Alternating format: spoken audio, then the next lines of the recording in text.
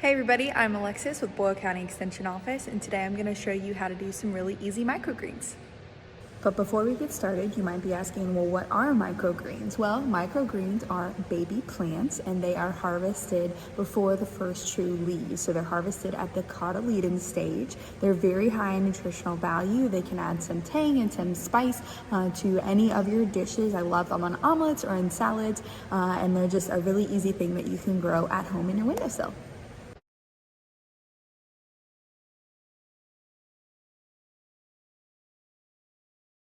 Okay, so you'll need some supplies. You'll need some sort of container. I like to reuse any berry containers, but anything shallow will work. You'll need your seeds. You can get a microgreens mix, or you can use some straight varieties like beets, sunflowers, or arugula. You'll need some paper towels to put down in the bottom of your container and make sure that container has drainage holes in it. And then of course you'll need some soil.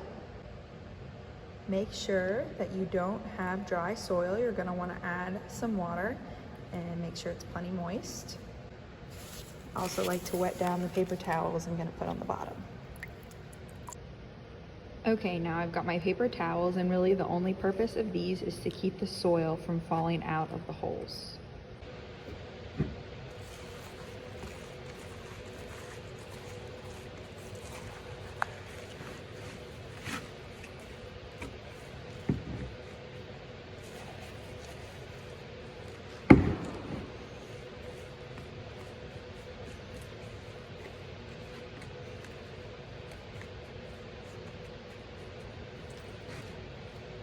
So I used about 1.5 cups of soil for this large raspberry container, and I just want to point out why it's so important that you have wet soil to start.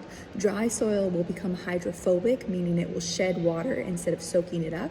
So that's why you want to make sure it is nice and damp when you put it into your container. Step 2 is seeding your microgreens.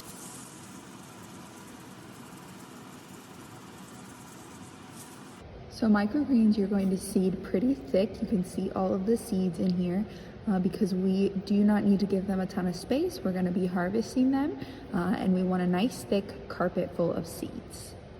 One package of seeds will probably do about 2 containers of this size. Before you finish up, you're going to want to mist your seeds with a spray bottle, and then after you've done that, close up the lid and put it in a sunny room, or ideally on a windowsill.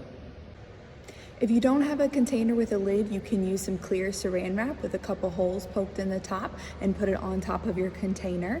That will work just fine to keep the humidity in, and then you will want to water your seeds probably every 2 or so days. You can use a spray bottle, or you can actually put the bottom of your container into a bowl of water so that the water soaks up from the bottom. That can be better when you start to get some green leaves that form on your microgreens.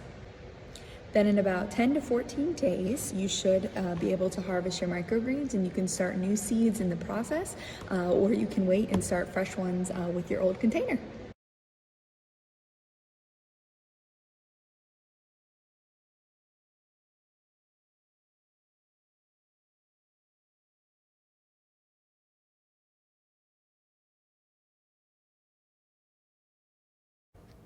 So to harvest microgreens, you're just gonna go in with a clean pair of scissors and give them a haircut, simple as that. And now we have some fresh greens to add to any dish.